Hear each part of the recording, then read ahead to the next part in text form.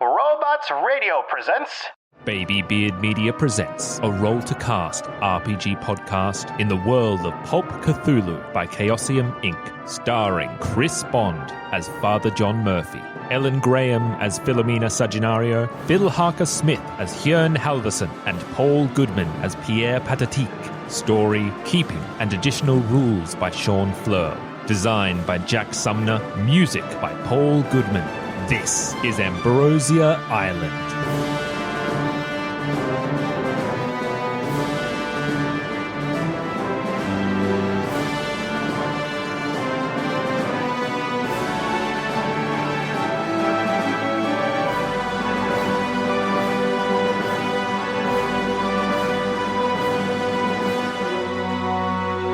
Welcome, everybody, to Roll to Cast, our tabletop RPG podcast. We're already laughing. It's just funny. It's good to be here. Yeah.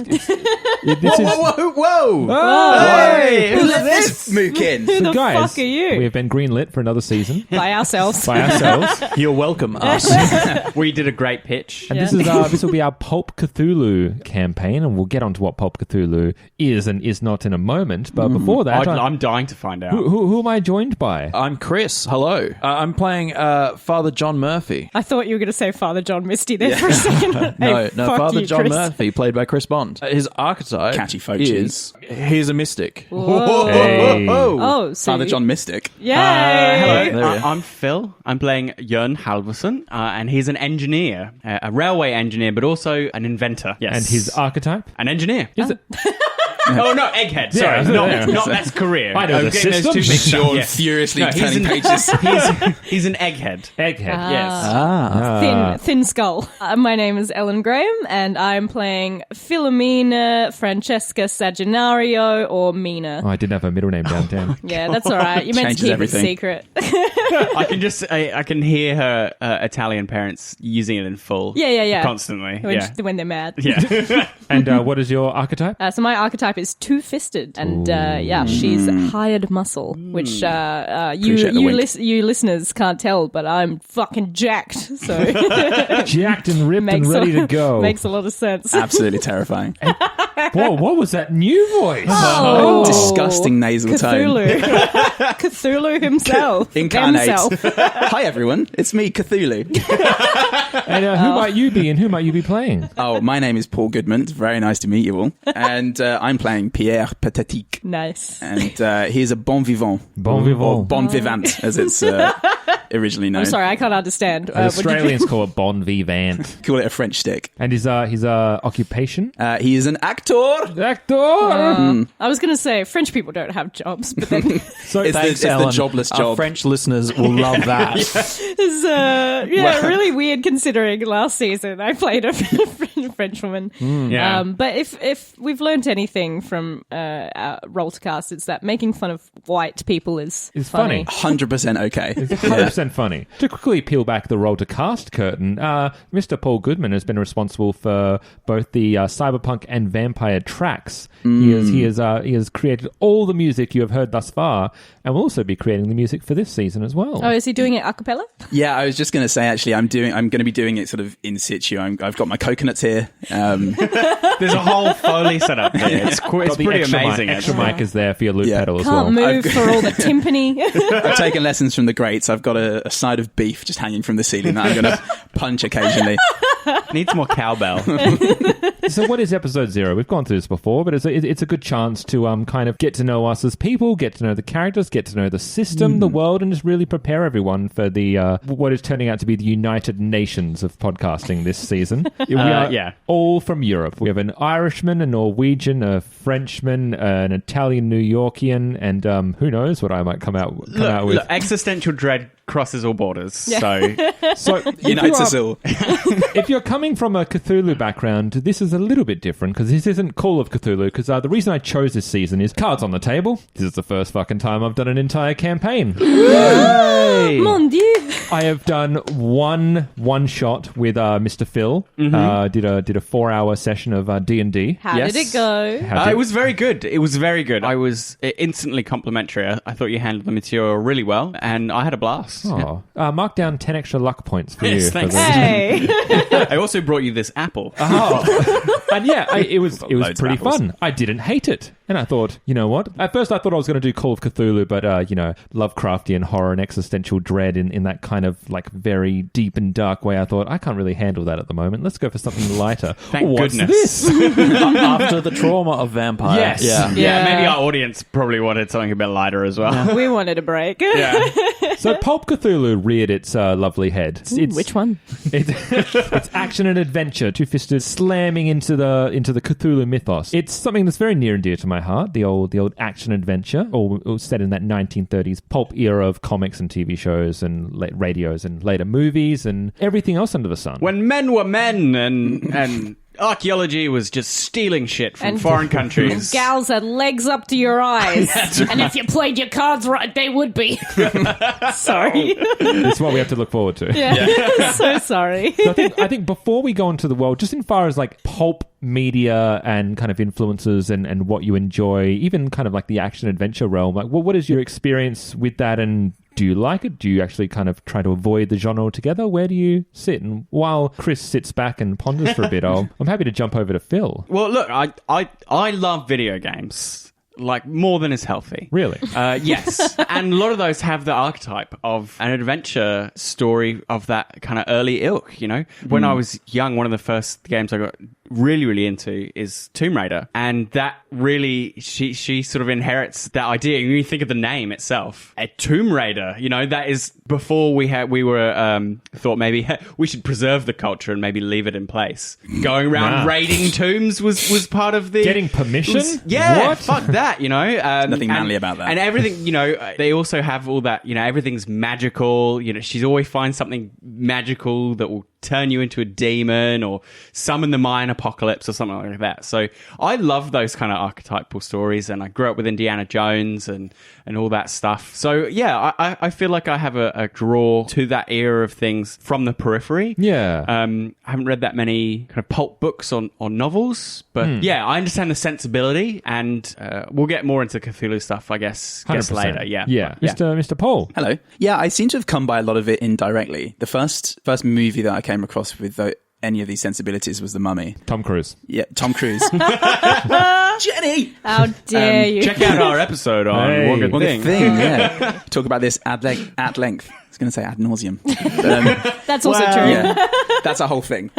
And, you know, obviously it's swashbuckling romp of an adventure. And I didn't get around to watching the indie films until I was a couple of years older than that. And I remember watching Holy Grail, my cousin's house, when I was I feel like I was too young to watch the ensuing body horror that comes at the end of that movie. Just suddenly realized that, hey, yeah, this is absolutely my thing, without a doubt. And then everything else since then, in terms of pulp, things like Maltese Falcon and that touch on it, that have the Sweet Dames and the... Falcon's what, 1942, so it's not too far after pulp had its heyday. Yeah, exactly. So it's all very accidental the way I've come across it, and I think that'll really come across in the way that I play this. Complete lack of research, yeah. Yeah, so I guess I like adventure. I like the idea of people going out and doing shit. Yeah, early influence as well, like Indiana Jones and The Mummy, and it's like you've got a really great setting because it's far back enough time that there were these people who were kind of like pioneers. Like, you know, there wasn't a way to do stuff apart from you have to literally get out and kind of explore, like, you know, kind of Amelia Earhart style. It's like, well, I'm going to be the first person. I'm going to fly. I'm just going to fly around because not many people are doing it, and I want to do it. Yeah, there's always something to discover, like archaeology. I really wanted to be an archaeologist when I was a kid. I don't engage with a lot of kind of pulp genres, but I always appreciate when that flavor is added to something, like the what was it, the DLC for BioShock Infinite, Under the Burial at Sea. Yeah, I loved that. I think the main game is pretty pulpy. That's true. To be honest, yeah. The idea of it's like you're an adventurer, big strong man, and there's a dame that you need to rescue. It's certainly a lot more swashbuckling than the first game. Yeah. You know, it has definitely has that sensibility to it. Yeah, but the noir feel of it was just like, oh, I love it. It made me remember how much I kind of like those archetypes, and I like those kind of stories, and I think for like to get into that feel, because I've always mentioned comics on every single one of our episode zeros, is The Wicked and the Divine did a 1930s novella with a few comic panels inserted, and it was kind of like that 1930s, not quite Agatha Christie murder mystery, but a bit of a murder mystery, a bit of adventure. All of their kind of archetypes are boiled down to famous artists of that kind of time period. Really enjoyable and really fun. There's a great League of Extraordinary Gentlemen volume that touches on Cthulhu as well. So Sean Connery against the Cthulhu mythos. Alan Moore did actually end up basing his character off of Sean Connery retrospectively. Oh, so, I thought you said Alan Moore was Cthulhu. He might be. Chris. My influences with action adventure, Yeah. I would say the Pirates film series with Hugo. Of the Caribbean realm. Yeah, the Caribbean Pirates films. The Mummy. Most people have said them already, but The Mummy and Indiana Jones, the ones in like the pulpy sort of tone, are more in the noir, hard-boiled sort of setting. So your pulpy style of like investigator comics, Maltese Falcon. Oh, what is that? What are they called? They were recently adapted by, not The Spirit. The Phantom? Yes. Yeah. The guy in the purple spandex. Big purple suit. Yeah, I was Yeah. going to reference Billy him. Zane. Yeah. And also the sort of comic styles of Sin City, those sorts of those sort of neo-noir. But also the League of Extraordinary Gentlemen, the comic book series, or the graphic novels rather, and The Great and Secret Show. There was a comic series of that by a really prolific writer whose name eludes me right now. It has kind of elder gods kind of characters manipulating the outside realms and that sort of thing. But it's very fun. And the main narrative has kind of dark, investigative adventure sort of tones, which I find really cool. As soon as I saw the pulp book and saw that this was kind of a supplementary book to Call of Cthulhu, it just completely, I was drawn to it straight away because I grew up on Indiana Jones. The Mummy is probably one of the first M-rated films I remember seeing as a kid, and I was traumatized by it. Like my one memory is the guy with when he gets the scarabæus inside him, and the way that he deals with it is just to slam himself head on into a wall. That was etched into my brain from like 9 years old. And his. Etched like Brendan Fraser's abs. Like Mummy Returns, Scorpion King from the 80s. Scorpion King, yeah. Even Romancing the Stone. Yes. It's a big influence for me. I adored that film. And that's Danny DeVito, man. What? Yeah. I wish I'd played as... I wish my character was now Danny DeVito. And honestly, Not too James late. Bond as a series as well. Yes. Like that's true. especially Have the you ever Roger read Moore era was super pulpy and over the top. Have you ever read any of the books? Ian Fleming? No, I've read some of the pretty more recent pulpy. ones. Yeah, really pulpy, Yeah. kind of cheesy feeling. Yeah. I was Stephen Fry was talking about it, and there's like a bit where it's like Bond lit his 40th cigarette of the day. The whole idea of like action adventure is like a big part of how I grew up watching media. The idea of people going to a different land, they end up in a forest. There's animals. There's a Predator. Alien vs Predator is a good example as well. That's pulpy, Yeah. for sure Pretty it is. pulpy. Yeah. It's Jumanji. Like all those films, yeah. they start off grounded, and there's usually just some sort of outside force that's not quite grounded in reality, like especially Indiana Jones and the Mummy, which is why I love Pulp Cthulhu, because I love while that film, Indiana Jones and the Mummy. Indiana Jones and the Mummy It's a great one. Brendan Fraser episode. and Harrison Ford. M-O-M-M-Y. I would watch that in a heartbeat. I've actually they've been in a disappointed film myself. together. They have been in a... They've been in a drama film together Wait, in is that the one- 2010 about some sort of miracle cure. Anyway, Did anyone play L.A. Noire? Yes, Well, I a little did bit, actually. Very The fun. facial... look, they really thought that facial animation was a lot more hot shit than they thought. Groundbreaking. Yeah.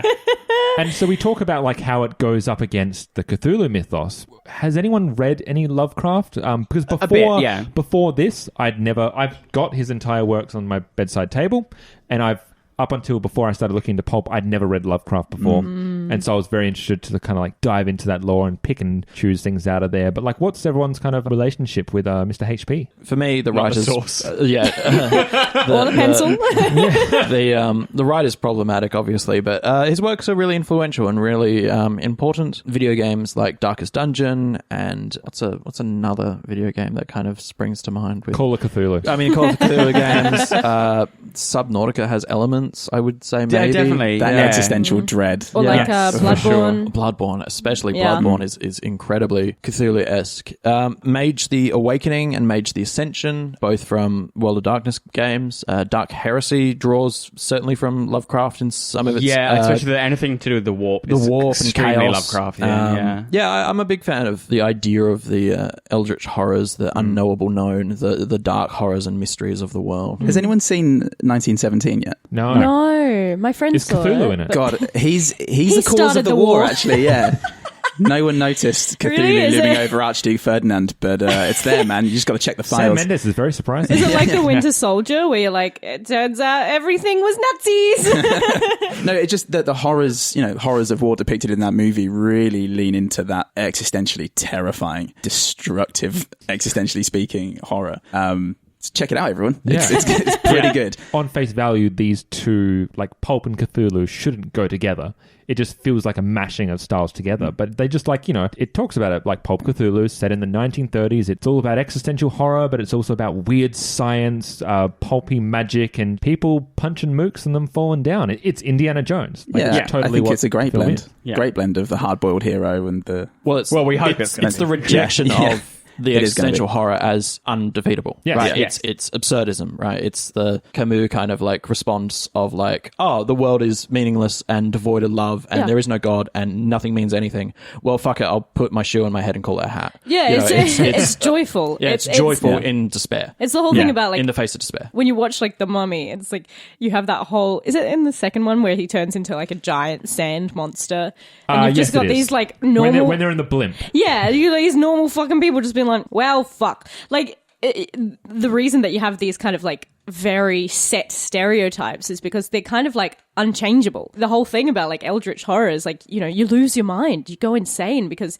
you're faced with the horrors of this world and the unknown, and to a normal person that would break you, but just like a hard-boiled detective who I know who I am. Yeah, it's just like that's funny. Anyway, Yeah, that's right. And I mean, the reason Pulp was one of the reasons it was created was they kind of wanted to give their players a fighting chance against the mythos. It's like, usually we just tell you to run the fuck away from every horror that you meet. And this is like, no, we're going to double your hit points and give you a bit of a fighting chance, Yeah. you're welcome. Bada bing, bada. You're still doomed, but at least you have a chance. I think like Cthulhu, it's generally your characters are one-shotters. It's very unlikely that they're going to survive a whole campaign. Whereas with Pulp, I feel like you've got an opopportunity to actually, they might live. do something. Yeah, They at might least, do yeah. something of value. They might go down in a blaze of glory, but it's not Yes. going to be like crushed and it might be, but it's and even if it does end up horribly, it's kind of funny that you've got this like brave adventurer being like, fuck the odds, and then just being like completely obliterated. Oh, he's a mess now. So I'm come at this sort of thing from a couple of different angles. So I have read a little bit of Lovecraft, a bit of Shadow over Innsmouth, and a bit of The Mountains of Madness. I really enjoy the texture of Lovecraft's writing, the crazy vocabulary, the really elegant long sentence structure. I think there's something about the way he writes which is immersive and consuming, like Cthulhu and the mythos itself, I guess. And the other side is sort of maybe more of a sci-fi. I love Philip K. Dick, especially short stories. And I feel like these even occupy some of that same space that Pulp does in a way, because they're these short shots. A lot of them, things that have been made into movies, like things like Minority Report, is this short story with this big horrible idea in it, right? Where you just like, oh, we have this machine that can predict the future, predict your crimes, and Was what that happens was if that Dick that wrote that short story? Oh, yeah, cool. yeah. He actually wrote everything. He really did. He The really Bible. did. Yeah. The movie, I think, is called Screamers or something. It's about these little robots that hunt you down. And that's off of Dick's short story. And they occupy this space where you have a quick look at an outlandish idea, and it doesn't have to have like lots of nuance or anything like that. You're just like, what if? This. Yeah, what if you were a clone trying to find yourself, and if you did, you self-destructed? That's literally the plot of one of his short stories. I love that idea that when you combine these two things, you have this horrible, unknowable dread, but you have just a quick in and out with it. So you don't have to be, consumed and beaten down by it. It can be like a quick foray into madness and back out again. Just dab your toe into it. Yeah, and that can be nice, you know. You don't need need to have nuance in all things. That's good for me to know as the No, keeper for this. I totally agree. Because so many things do it's like, I really like Looper, but the thing the bit where I feel like it fails is that it feels like it needs to be self-aware. Like they even have the line where it's like, oh, we can't sit here explaining time travel all day, otherwise that's fucking stupid and you're dumb for thinking it. Like it's just like I didn't need to. Just it's get okay. on with it. It's Yeah. okay. Like we can just drop me in. I don't fucking care. Like Ask the questions that we're going to ask. Yeah. The sort of edge of our comprehension. Question that, and then just go. Yeah, I'm watching a movie. Like I can suspend my disbelief enough to be like, time travel exists, and you know what's up, and that's fine. Like I don't need everything spelled out for me. So we want the audience to know what's up, and the way we can help them with that is by getting to know our characters a little bit and getting to know who's coming to the table. So I reckon we'll start with you, Pierre. Oh, That's it. And so, Paul, do you just want to tell us a little about your character, what he's all about, or with all of you, what you're happy to divulge at this point in time? But just a little bit of understanding of who this character is. Pierre Pathétique is a bon vivant, as mentioned. What is a bon vivant? A bon vivant is somebody who just takes pleasure in hedonism, getting the most out of life in every opportunity, basically. One who lives well. One who lives well, which is the most direct That's answer nice. to that question, yeah. And physically, he's a bit of a Gérard Depardieu character. He's quite a hulking man, but Smushed in nose. with the face of Jean Dujardin, guy from The Artist. Slicked hair, pencil moustache, formal evening wear, bedraggled, undone bow tie, that kind of that kind of look. Heavy smoker, heavy drinker, as is the pulp fashion. I will be keeping tabs on how much you drink, by the way. Oh yeah, he might even just take a swig of nothing to look impressive. Alcohol can be very useful in the game, mechanically. Yeah. He's a bit of a master of disguise. He did join. Yeah. Who is that hulking great big woman with the pencil moustache? It's almost like She's so I hot. allowed two masters of disguise for a bit of conflict. I'm leaving. We'll get to me. I think they're going to turn out to be very different Kinds of disguise. disguises. Yeah. Served in the French 3rd Regiment in the infantry during the Great War, and it was there he met Antoine Artaud. They had struck a bit of affinity. They were injured together. They ended up in hospital together. They were prescribed laudanum together, and they even joined the Surrealists together in France after the war. But they were both kicked out around the same time. For being too literal. Yeah, for rallying against the sort of communist bent that the Surrealists were taking at the time. But he used his acting abilities to start his own theatre of what he called Theatre of the Cult. And this is where he was picked up by Detective Garrison, who's going to be one of the main NPCs of the story, for his ability to sort of pass unnoticed, to assume different identities. And at the time, he was being used by the French authorities to infiltrate the French Communist Party, disrupt their activities.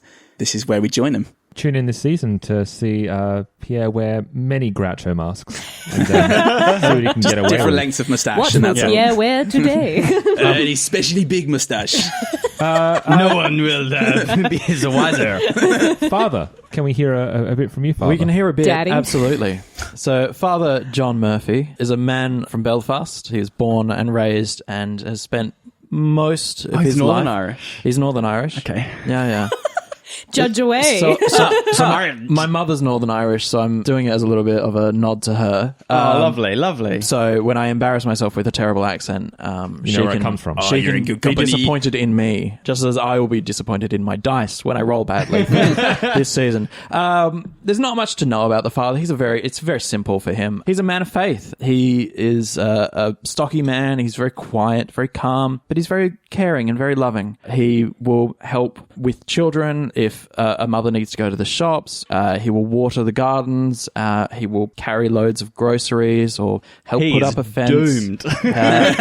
He generally just wants the best for people. Yeah. And if you come to church on Sunday and say hi, that's the most important thing, is that you're part of the community and always a you're catch. part of God's community. But if you're not Catholic, he'll burn you. Oh, wait, no, you're not. He's a Northern Northern Irish, Irish, so he's Anglican. But if you're not Protestant, He was Protestant. and he was also Kick out. the first person to be picked up by Detective Garrison. Oh, for you know, it's important to have a man of God on side. Absolutely, in all things. Mr. Jørn. Jørn Halvorsen. He's from Norway. He's, as I said, he's an engineer. So he works on the railway. He's quite well educated, but he's extended his education. So as an egghead, he's just endlessly curious. And so he tinkers. He has this shed where he has slowly built up tools and a library. And the things that he creates in there have gotten kind of wackier and wilder over the years, just as he's kind of pushed his abilities a little bit further.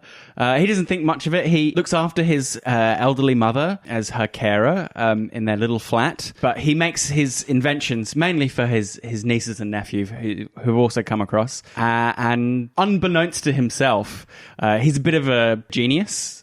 And he's inventing things that no one would even think possible, but he's just doing it to, make fun toys for the kids. Yeah. So he's quite a wholesome, kind of quite a normal guy. He's very tall, quite a big, imposing figure. I sense a theme. Almost, yeah. He's Nordic. He's big Scandinavian fellow. Yeah. He's quite jolly, friendly, and will talk your ear off about various aspects of physics and electricity should you give him the chance. Yeah. For those who want to know, Jörn was the third of the party to be picked up. He's also missing his ring finger on his left hand. Can't get married. And middle one, sorry. Those two, yeah. Those two. Oh, Industrial Spider-Man. Industrial accident. Yeah, he is Spider-Man on that left hand. Or he's just always rocking out. Yeah. It's more efficient I love this music. It's more efficient just to break them and recast them so they're just doing the Spider-Man position all the time. Yeah. The final character that was picked up for the party is Ellen's character. Yeah, so Filomena Francesca Sagginario. I'm going to say the whole name. No. She works for the family. The family is kind of crime family operating in Brooklyn. She's second generation American, Sicilian. The family comes from Messina. And so her father, Nicola, or Nick, is the kind of the boss. She's not a very ambitious character. It's kind of like, I get what I get. I work hard for it. I'm not out to make anyone's lives easier, all right? I'm kind of looking out for myself. She became a made man, as you might say, a couple of years ago, kind of against her mother's wishes. But there's only 3 siblings, and one is now deceased. And so she kind of picked up. She's like, hey, well, my brothers are fucking useless. I don't really have any kind of life outside of this family. Why shouldn't I get what they get? Except there was a schism 3 years back with her brother Vincenzo, Vinny, who was kind of operating as the underboss under her father. They had a big disagreement over bringing in more things like importing drugs as opposed to just running kind of cartels and racketeering. And unfortunately, in the process, Bobby died. Bobby, who is Philomena's twin brother. And Vinny's been kind of on the run ever since. And so she's kind of now under the pressure of maybe inheriting things. And so, well, what is this campaign? The title of this campaign, if you've clicked onto the episode, you know this by now. Ambrosia Island. Food of the gods. Yes. Full of mayonnaise. Yes, you got it.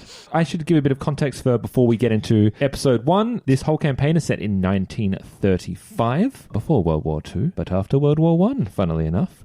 What's the name of that thing where people weren't allowed to drink? Prohibition. The prohibition has passed, so we are now able to drink again. Thank God. So everything's great, just as we are now. So your 4 characters, the way they came together in the 1920s, the FBI was really starting to gain steam. In the kind of 20s to 30s is when Hoover came up and he kind of took over as the head of the FBI. And kind of around the late 20s to 30s is when kind of a lot of occult activity started to spread up through America. A bit of an attack on the Americans' way of life, and it's actually a bit disturbing. But the FBI doesn't really have the knowledge or the expertise to deal with that. So at the behest of Hoover, we established Department 29, which is a small wing of the FBI which is dedicated to seeking out and destroying these potential cult threats. And generally they're little small groups of agents, singular or in pairs, that have the ability, they have carte blanche to kind of deputize people that wouldn't be considered necessarily agents. They may become agents or putting a team together, getting the Avengers together. Assemble. And so there is a group, the Fellowship of Nature's Salvation,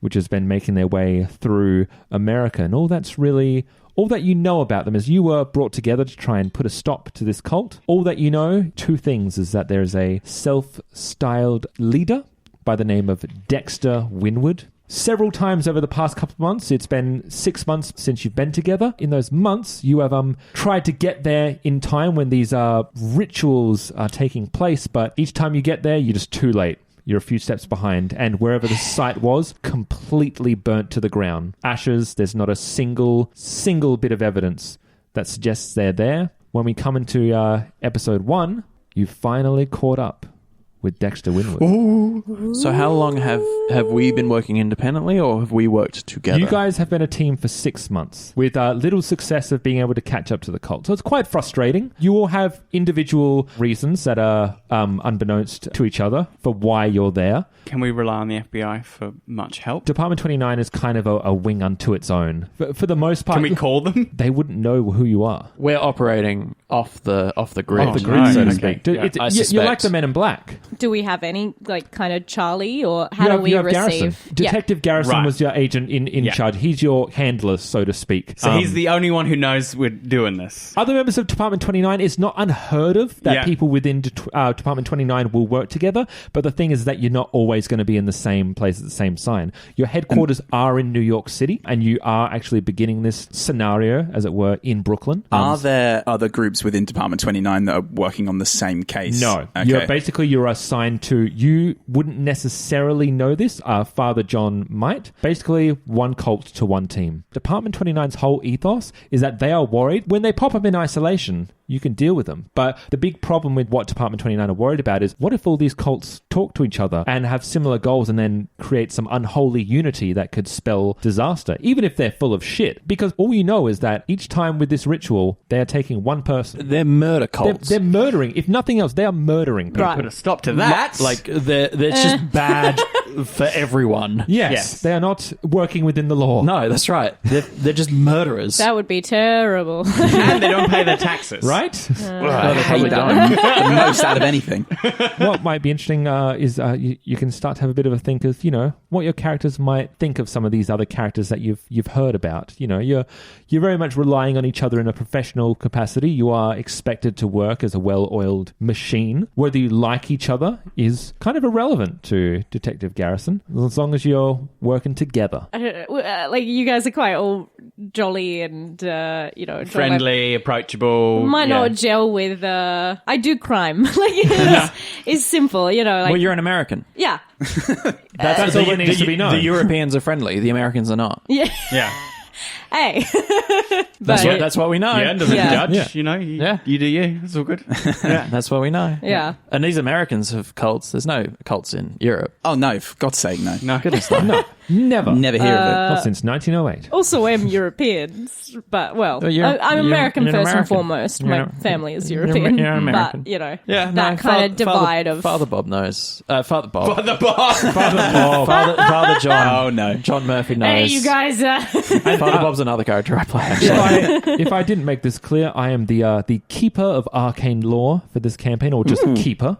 You may call me Mr. Keeper. So I'm responsible for kind of rounding out this whole into some sort of a cohesive, fun story, which is the goal. And as I mentioned at the top of the episode, this is my first time. It's going to be very interesting to see how this turns out. Do I kill you within the first 5 minutes by accident? Or send us mad. Madness isn't anything we even touched on. Yeah. No. It's such a big thing. I mean, maybe that's for the best, right? Yeah. The mysteries of the madness. Yes, that's right. And what it can do in this framework as well. It's going to be really fun to see. So as an audience, That's what I'm looking forward to. I invite you to think back on maybe you were a first-time DM or keeper, or you ran a game where someone was a first-time DM and keeper, and I'm happy to invite you to critique me, to revel in potential plot holes and character inconsistencies and incorrect rules giving out. As will we at every available moment. Please do.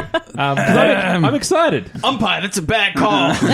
You don't need to invite them. They will. They will. That's right. It's the internet. It's savage. What I've learned though is, as the person running the game, if you get a rule wrong, you just say that it was completely intentional, and no one can argue with you. Same with mispronunciations for like It's words like coterie. If you pronounce it as coiterie, for instance, Just say, in a vampire podcast that you made last season. You just say, well, that's how Australians That's how Australians say Call it. of Cthulhu. Call of Cthulhu. There you go. That does sound a bit Australian, doesn't it? Call of Cthulhu. Call of Patchouli. But I'm excited. I think this will be fun. This will be. I'm excited. This will be. It's gonna be mad. It's going to be a action and A pleasure. madcap adventure. Completely pulpy, mad. weird science, maybe some romance. Who the fuck who knows? knows? Oh my goodness. Yeah, you didn't even think about that, did No, you? I didn't. I hope someone gets to swing from a rope. What else are we hoping for? That's where your physics is going to come in handy. That's right. So Yeah, what do you swinging guys- from a rope, swishing a sword from side to Oh side, God, Yeah. yes, please. What are you guys looking forward to in this campaign? fighting back to back and exchanging quippy one-liners. Okay, I'm going to put that in. Epic chases. I'm keen for something to be on fire. Yes. Yeah. Many cigarettes. Keen for a kind of a twist. shit, Dame no. you can't trust. I'm not going to put that in, sorry. Very linear storytelling. Yeah. You find the cult in the first 2 minutes, you stop and then it's done. The rest of it's a Dang. very intense character study. Well, what I want this season, and just so you guys know, if Cyberpunk was about fucking the system and rebellion, and Vampire is about, kind of internal horror, brooding sense of Dread. Pulp Cthulhu or Ambrosia Island is all about swashbuckling fun in the face of Lovecraftian horror. On a personal level, I feel like I need a bit of that. Like, I feel like I need an Yeah. escape where I can fight back against the oppressive gloom in my life, and I Yeah. can actually live through it in the game and be like, no, actually, I have the tools Hey, Cthulhu. to fuck harness you. this. Yeah, exactly. If Cth- you say? Is that your Cthulhu voice? I really hope so. Oh, welcome. I can't listen. It's sending me mad. Did you call me? Make it stop. Make it stop. You're right. I love if it was also like Boss Nass from fucking Phantom Menace.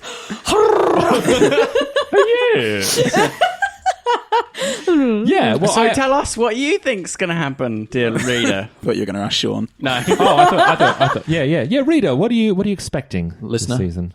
Reader, listener. Yeah, I was kind of going for Oh, like that's a... great. Well, Dear reader, reader. come back next week. Yeah, no, I like that. Also, Another episode. what do you think Ambrosia Island is? A salad in the 40s.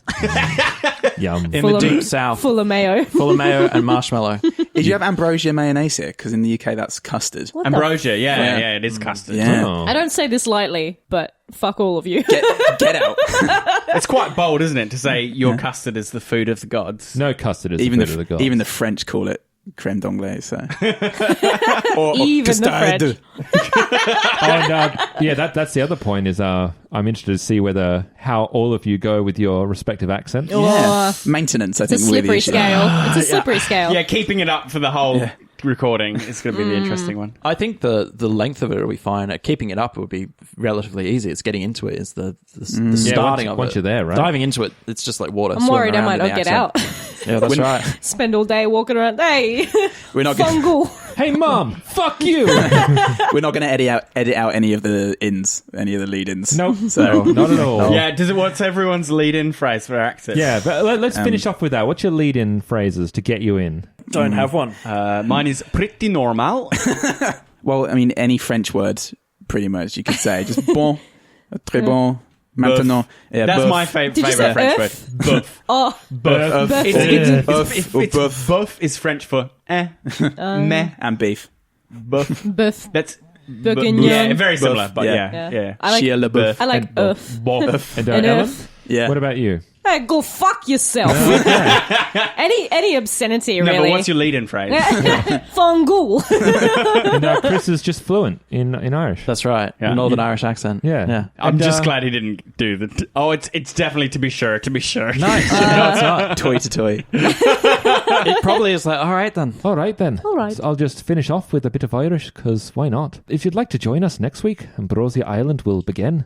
Until that time, when we will tackle the Cthulhu mythos with a bit of pulpy goodness. Literally tackle it. Literally tackle it. Oh no! My bad knee. I have been your keeper, Sean Flurl. I've been Chris, playing John. I've been Phil, playing Jan. I've been Paul as Pierre. I've been Ellen as Philomena Francesca Saginario. See you guys next week for some tentacly fun. That was my sign-off, and I'm sticking with it. Are we going to make a Clean. hentai podcast then? Ooh, we should. We should. Let's do No. it. What would we call it?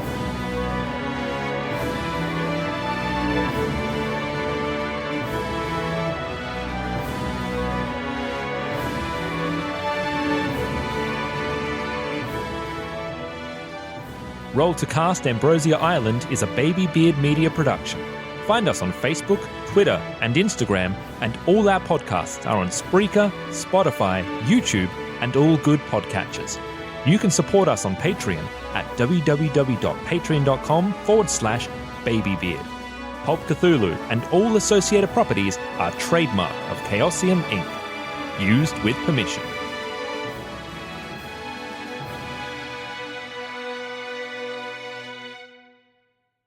You've been listening to a Robots Radio podcast. Smart shows for interesting people. Check out all the shows at robotsradio.net. My name is Brian Burton. It's been 26 years since the bombs fell. And since I've left the vault, I've been trying to rebuild. This isn't the Appalachia that I remember. There's so much more to everything going on. And I promise to find the answer. So if you're out there, if you're listening, just hone in on these coordinates. Remember, there's a place for you at the end. Omega. The Omega Broadcast Fallout Story is available on iTunes, Spotify, and many great podcasting sources.